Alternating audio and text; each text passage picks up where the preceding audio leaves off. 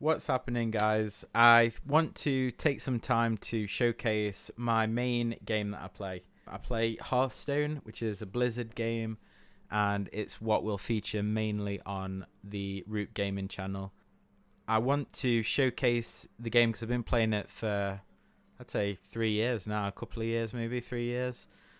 So not quite from beta, but it's a game that I've continuously played and tried to get good at. Basically, I have a target of where I want to be for the game, and I haven't reached that target yet.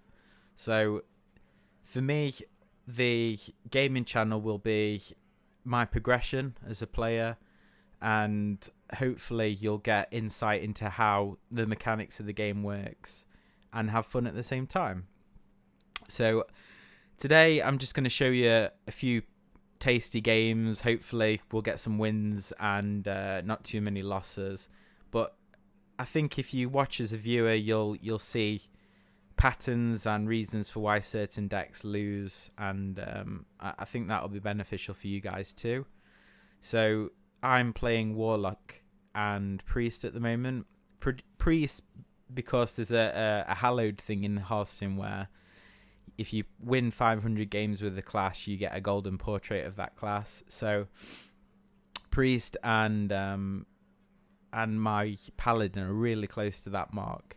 So maybe we'll play a few Priest games, but at the moment, the top tier deck that I'm playing is Warlock. And without further ado, I'm going to show you and showcase a few games for you. The content's going to be on my what topic, just because I want to highlight a difference between the two channels. If I ever showcase a game that I'm playing or mention anything towards the future of Roop gaming, it'll probably be on my what topic, just because I feel like the channel is me as a whole, and hopefully once the Roop channel gets going, it'll just be highlights and showcases of predominantly gameplay and how gameplay works. But as in terms of showing off games, it'll always be on what topic. So yeah, let's do this. Let's get some Warlock games going. Hopefully I can play half decent for you and show what this deck can really do. If you want to head over to my Roop channel after this, it might be advised, because I go through a breakdown of how this deck works and some of the synergies and combos that you can pull off with it.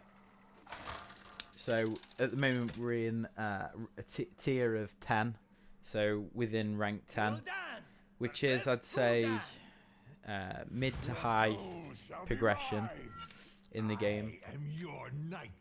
Your basic progression throughout the game is normally 25, I'd say up to 15. Once you reach 15, you're a player that's ready to start taking the game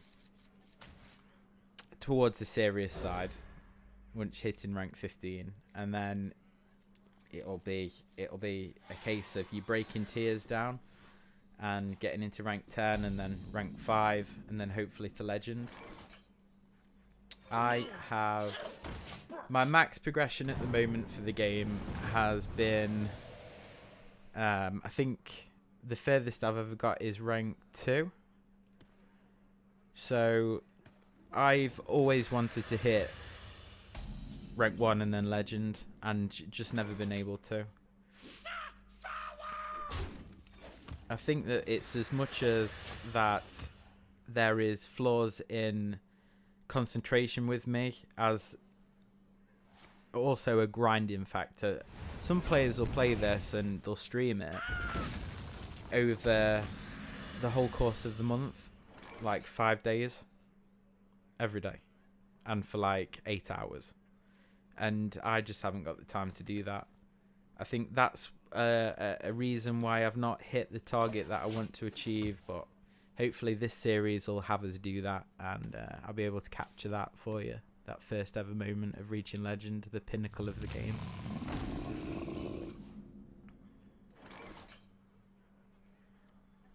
It's worth mentioning that if this isn't your cup of tea, that there is plenty of other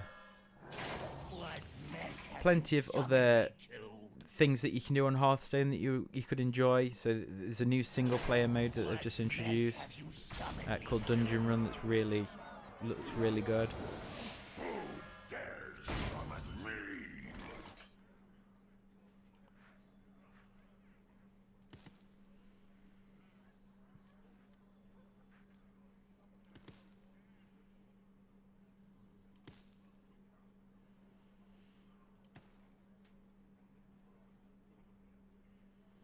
So this is a really tough decision. This deck gives you really tough decisions.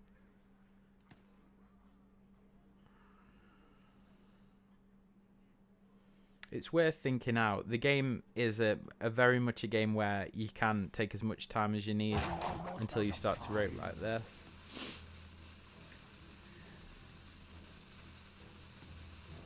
So many possibilities. Tremble before Tal'Daram.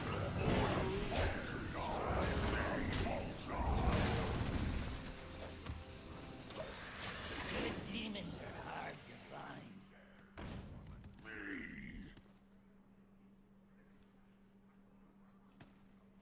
So at the moment we're playing combo against each other. So I have 2 Doom Guards dead and he has none. So if I can stabilize my life total, I'm ahead. If I can't, then he is dramatically ahead of me.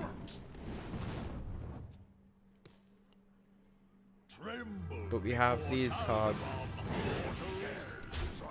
so it is level with me.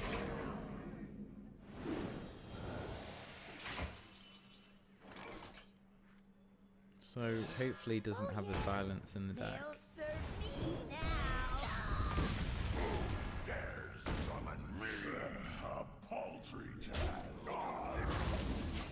This one will prove very useful, probably.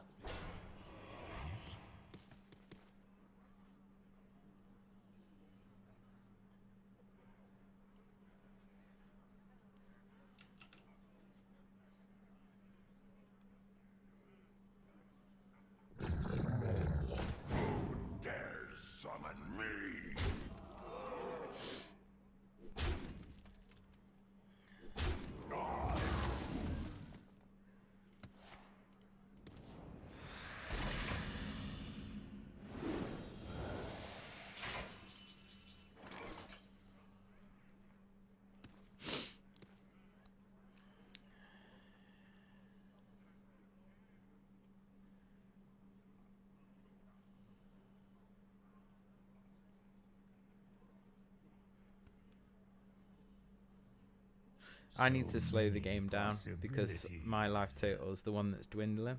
So I have a play with Hellfire that will clear 2 minions, and with a combo of another card that I can't play yet, gives me a total clear. I wonder. I have lots of things that I can do in the next turn, but not so much. This is my only option, I think. Can't tap anymore either. So there's circumstances where there's games that you probably are going to lose just because your opponent has a better draw than you, and that's the nature of a card game. When you play a mirror and they have a better draw than you, or the giant did work in the early stage for him. You just have to try and clutch it out and do your best.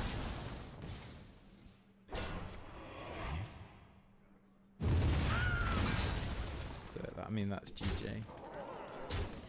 So, yeah, you just have a better start than us.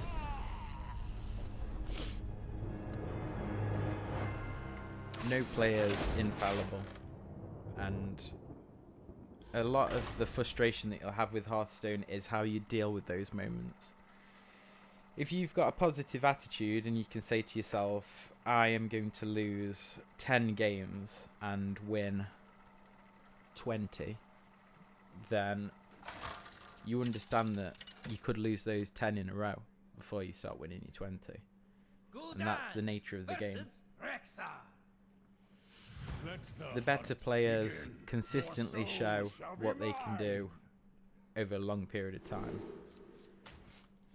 Most of the top tier players have a 60% win rate, and part of the game is, like I said, knowing that you're going to take losses. This is a big deal as well. I'm just going to talk to you about this part of the game. So the mulligan stage. The mulligan is a really, really important aspect to the game. So I know that his deck is normally an aggro deck, which means he tries to kill me very quickly. And I'm a control deck, so my deck is top heavy. So I will win in mid game to late game. He will win in early game and finish me off in mid game. So I want to keep cards that stop him from just out and out killing me. So I am mulliganing for my clearance cards, my AoE cards, damage over area, to stop him from flooding the board and killing me quickly. The idea of normally playing against a hunter is you don't want any beasts for the hunter to stick on the battlefield. I have a lot of cards that synergize with other beasts being played. So as long as you can keep the board clear and you can hold a healthy life total, you should be fine against hunters.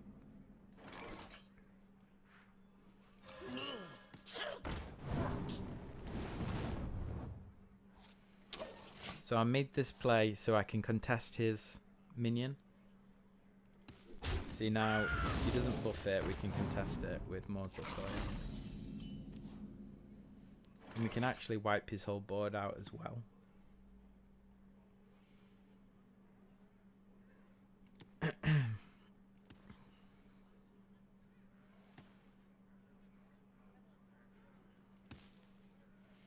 think it's a little bit early to defile and clear the board, so I'm gonna do this.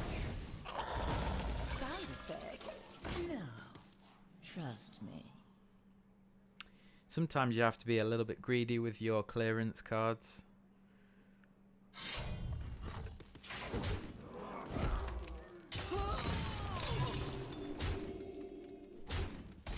And he knows I'm being greedy as well, which is why he's holding back some cards.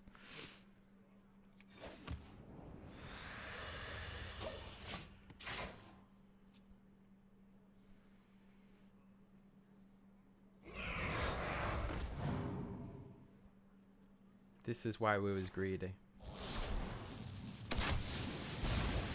Because now we get to clear an extra minion. And this was a very dangerous minion.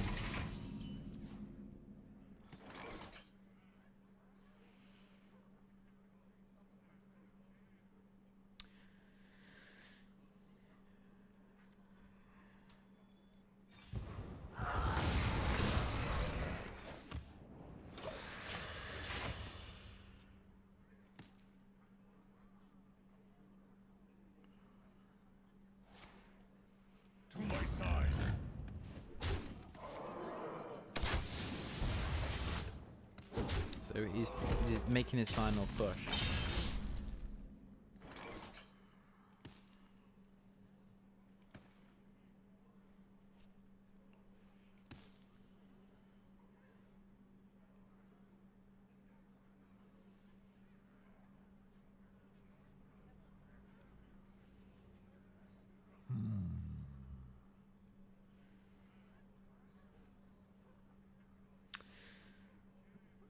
I think that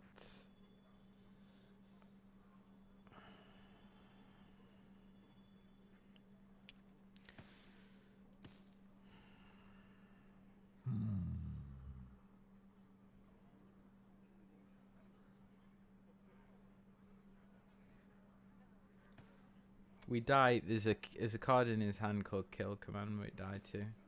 Almost out of time.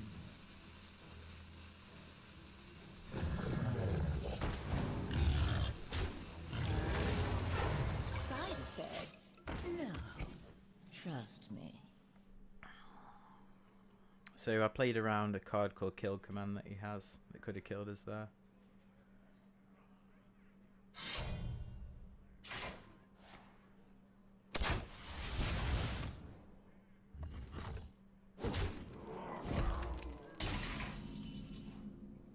because I played around that card, I can now This might sting. regenerate a lot of health. So this dies, giving me health back. And then it's going to get Doom Packed. Give me some more health back. And these two give me more health back.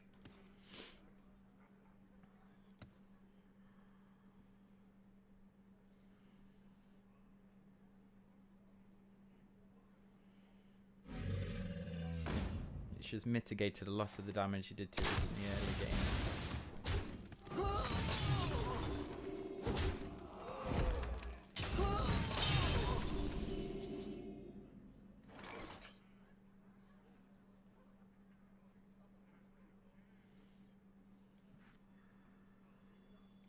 This can't live.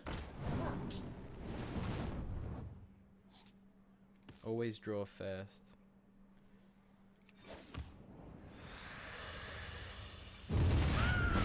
Job done.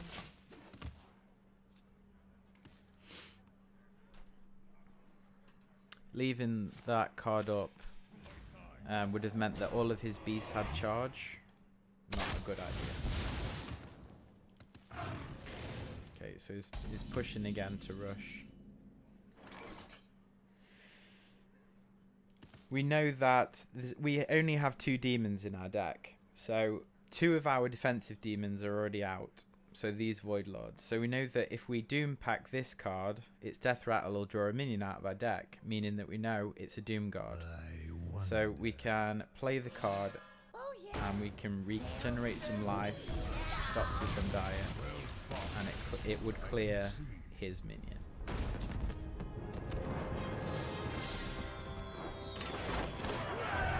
So there you saw the importance of knowing a matchup. I knew that he was playing aggro against me and he was going to try and kill me. So we mulligan for board clears in the early game and things that help us stabilize.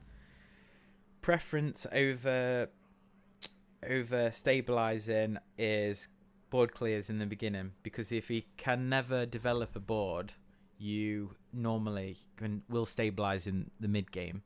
Once you get to mid game, the deck will start to take over, as you saw there, and our dominance was displayed. The power of Warlock in control was shown there, and a lot of aspects of this deck are defensive, but at the same time it's a combo deck, so it allows you to win in mid game as well. And your late game surprise is Gul'dan bringing back the Doom Guards, which kill your opponent in one turn often.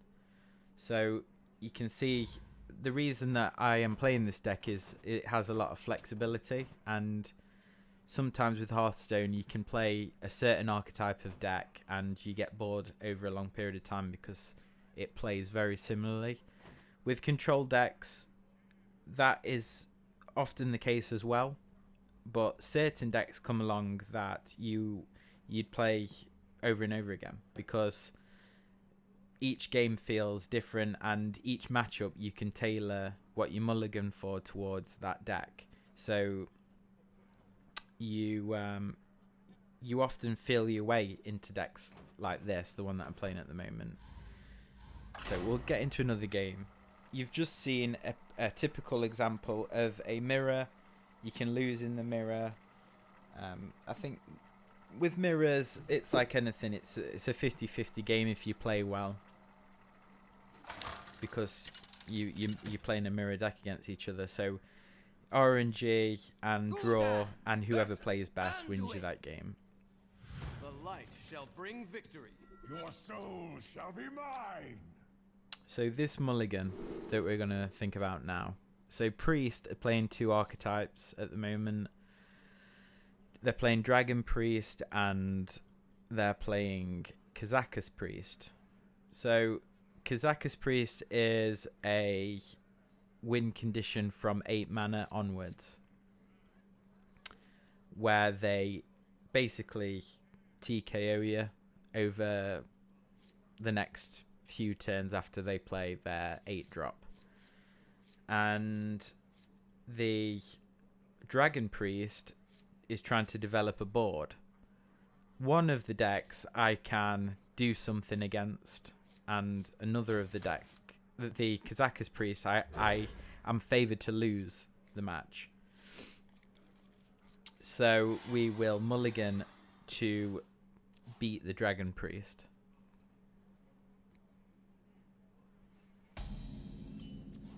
That's another thing with considering your mulligans in the early stage as well. So you have to consider what decks are being played at the moment and what is the more likely thing that I can win against in the mulligan. And hopefully you get the matchup that you are suspecting. Unfortunately, my opponent is playing the harder matchup to beat, and that's Kazakus Priest. I think that is the best deck at the moment. That's the highest rated tier deck. I think there's, I'd say there's like 4 or 5 decks that are in tier 1 at the moment, and Kazakus Priest is number 1.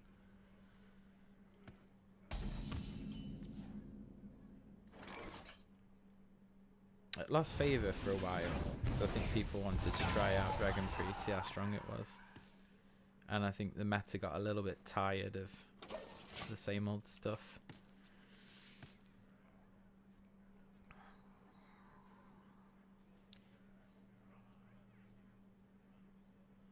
Their deck only runs one-offs, everything. So the idea is that they draw as fast as possible to pick key cards out.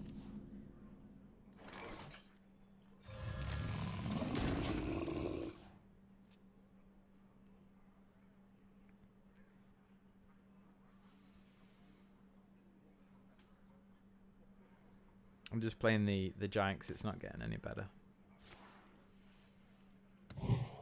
So that forced him to use a cheap card, which will come in handy for later.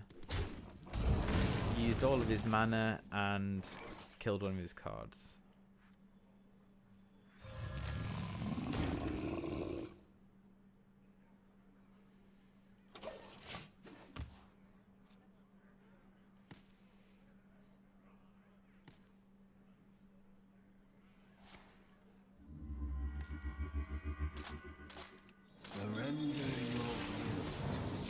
So he had a card the turn after it was the most effective. So that's a little bit brutal for us.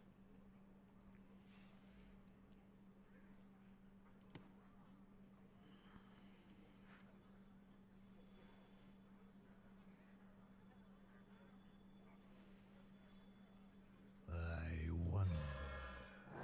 What mess have you summoned me to? He didn't have an answer for our 8-drop, so I'm betting on him not having an answer now. So I'm wanting him to make this trade for us.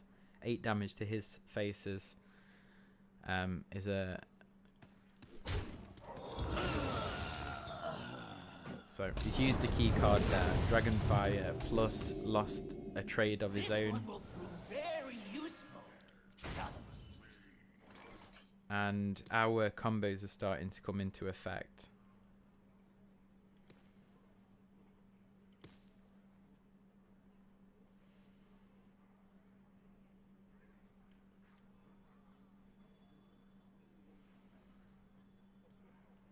The greatest virtue is patience.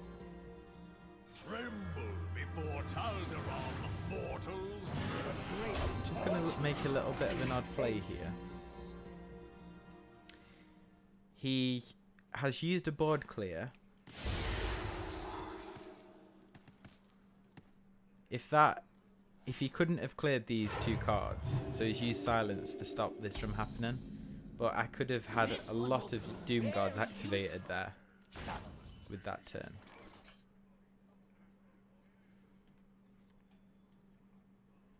A paltry task. Haste makes waste. A paltry task.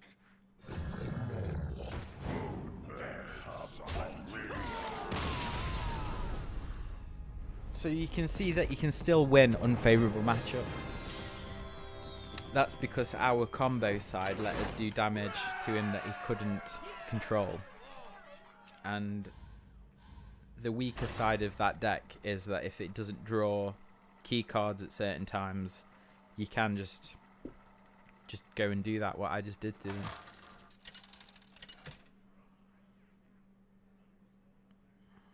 Gul'dan versus Malfurion. I must protect. You can see an aspect of kind of what I was talking about earlier. I've just, at the moment, we're on 2 for 1. So we won 2 games, lost 1. If you have that kind of average, you know, you can see how you'll progress. And it's difficult to have that outlook, because as people, as humans, you want yourself to be perfect and think, if you lose the game, you think, why have I lost that game? That must have been my fault. And sometimes it is your fault. Sometimes you've made bad plays. If I watch this game back, this set of video that I'm recording now, and I look at the game I just played, I might think, maybe certain things, certain decisions I should have made, I didn't make, and that's why I lost that game. You're only human at the end of the day. But sometimes things happen that aren't in your control. And you've got to be aware of that.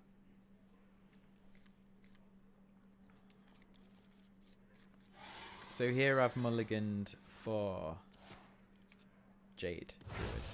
And that's what it is. Side effects? No. Trust me. So Jade Druid establishes a big board, uses combos of growing mana, and keeps playing Jade cards that get bigger and bigger and bigger. This might sting.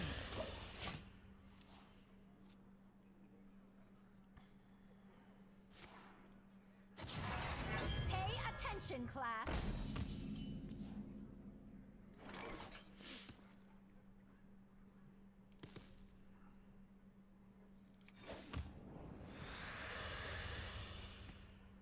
This might sting.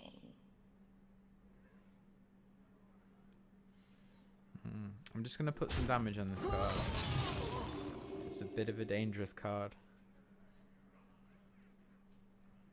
And also we have a Defile that I'm can ready to learn. take the 1/1s out and kill the 3/3 if he buffs them.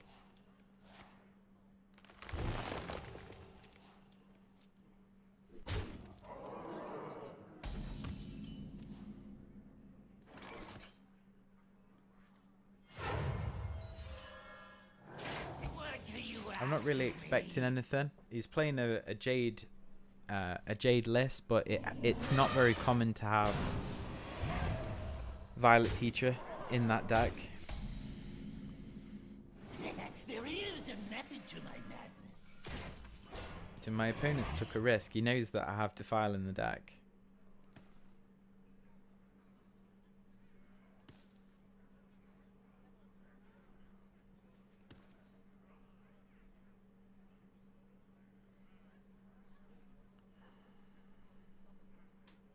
So many possibilities.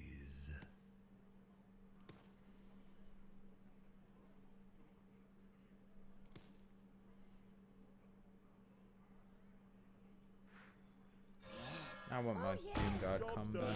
I don't want these. For this deck, the matchups that you want Void Lords if playing at aggro, and you want Doomguards for playing anything else, pretty much. They're really powerful. Pay attention, class. So I have a Void Lord in my hand, so I know that my next pull will be the Void Lord.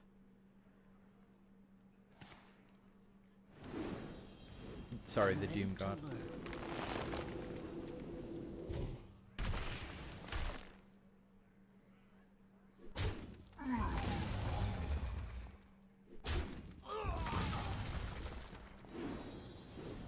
I'm ready to learn. I am ready to learn.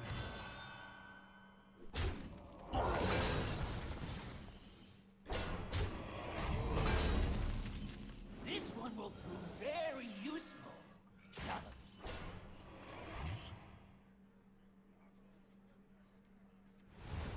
Wow, that's sun today.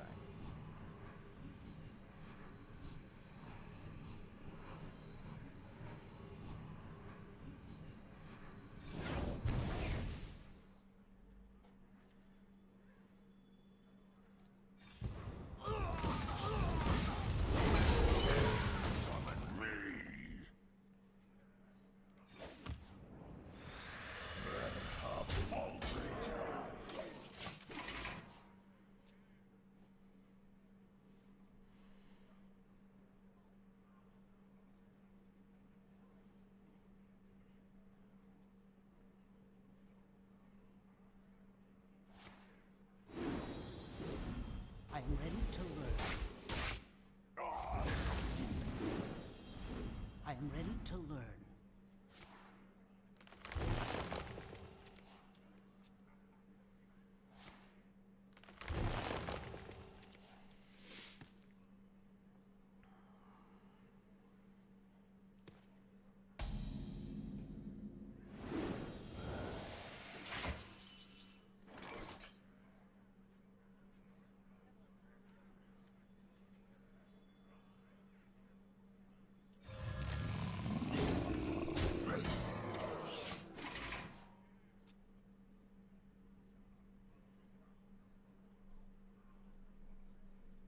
My plan here is that I'm going to copy the giants.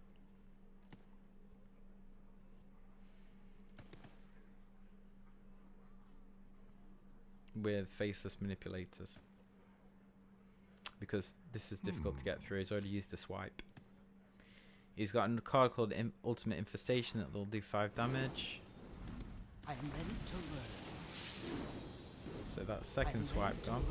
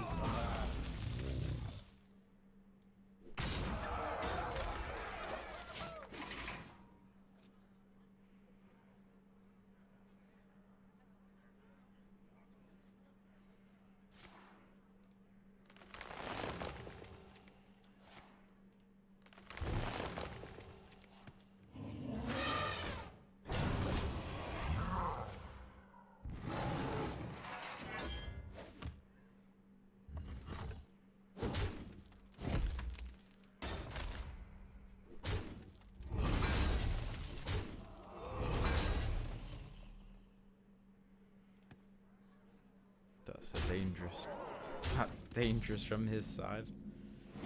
There is a method to my madness.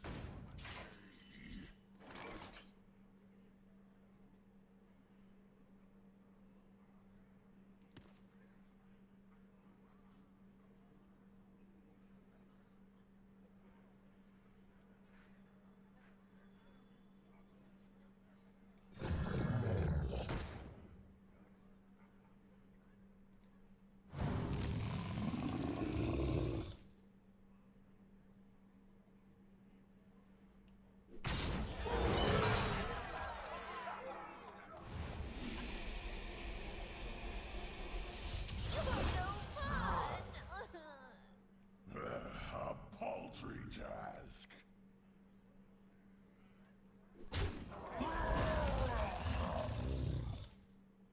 Almost out of time.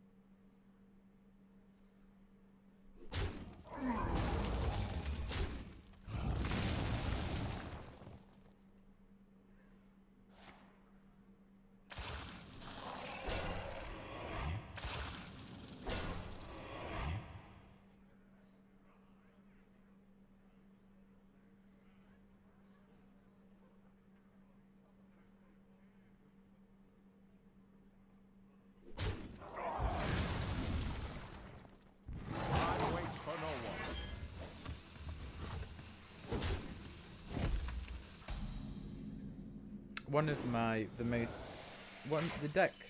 of the decks that I find most frustrating to play against is this one. The greatest virtue is faith.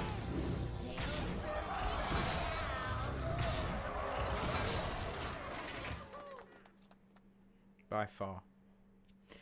Because the Jade Druid can be out and out of the game. And it can just come back. because it has, at the moment, as in standard,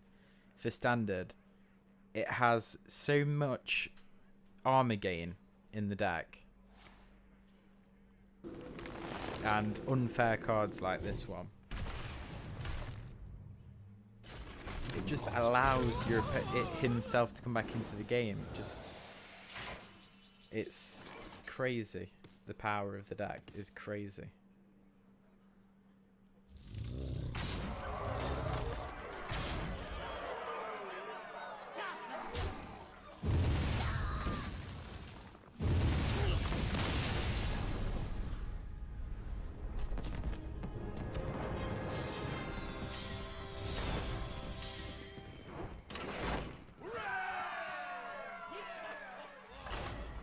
So you can see that this deck can win against aggro, and it can win against control decks. Jade Druid is the ultimate control deck in terms of its fatigue value. It can never run into fatigue unless its opponent text cards that make it happen. Gul'dan versus Jaina. It has the lasting power of keep building the tempo board, because each Jade gets played, it's stronger and stronger over turns. And it also has comeback mechanics with its spells. So the armor gain, the draw cards, the mana jumps. My opponent was playing a weakened version because he must have been playing a variant of his own deck.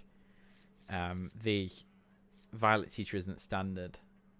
It makes sense with some of the cards that he was running, but I'm sure that there's a better list for Jade Druid. This is going to be the last game that I highlight, so hopefully I can make it a good one for you. So we are playing Mage. 2 variants for Mage is Tempo Mage at the moment, and Tempo Mage, and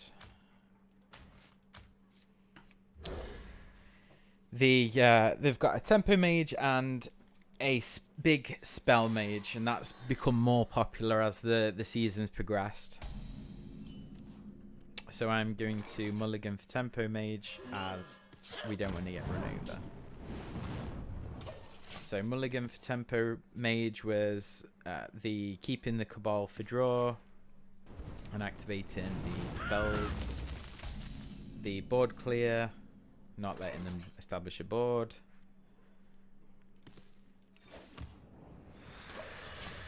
and the Dark Pact, letting me regain life after an onslaught of damage comes my way.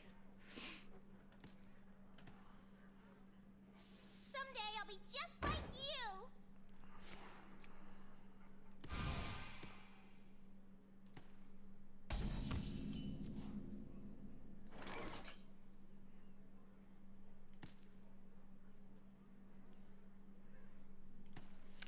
See, this is an odd turn.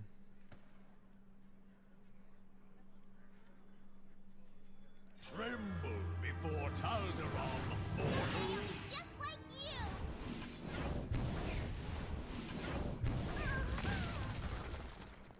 Here I went for Tempo because I got to establish a 3/3 and it let me draw a card. So I got bored, killed one of his dangerous cards, and I gained board. And he had to use a Frostbolt, which was damage for later.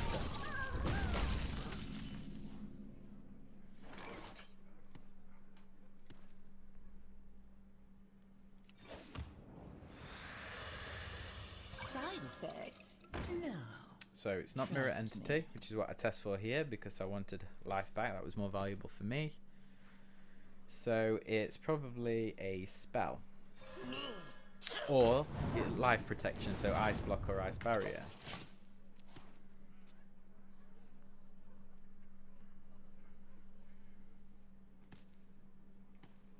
Excuse me, you are on fire.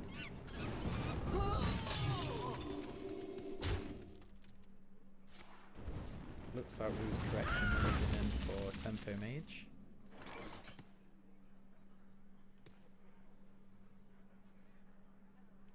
So I'm expecting that to be a a counter spell. I wonder. Side effects? No. Trust me. Little decisions that you make. Like, I could have coined this out to test for the counter spell before I played the Hellfire, but I don't want to do that because he can then play another counter spell if he has one in his hand. Excuse me, you are on fire. So the best time to do it is now. There's the counter spell. And there's the Hellfire.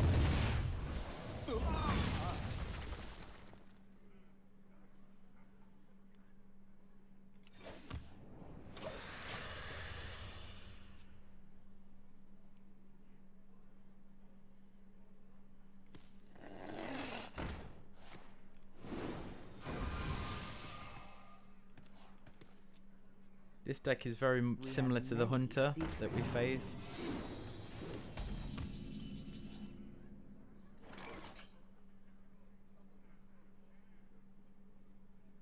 So we want to play the cheaper one because we can Hellfire. Okay, so it's Mirror Entity.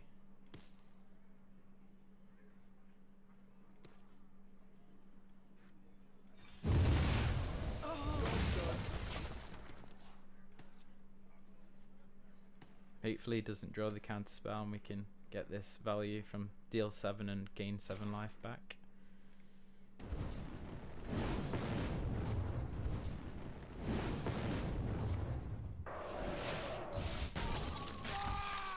And them's the apples. He's already played a Frostbolt in that game, so the chances of him having a Frostbolt are very slim there. And that exact hand fireball, you can see how big his deck is. So we was unlucky basically there. A read I could have made was that he had fireball in his hand, and that might have been a viable read. But if you look at the cards that we have in our hand, there was not much else that we could have done, and we played as smart as we could with the cards that we had available. And that's a lesson that you have to learn as well. It's part of winning and losing. Thank you for watching my content today, guys. I hope that I learnt you something. Hopefully not how to play Hearthstone. But yeah, I'm glad that I got to showcase this for you, and I'm glad that I got to tie this link between What Topic and Roop Gaming.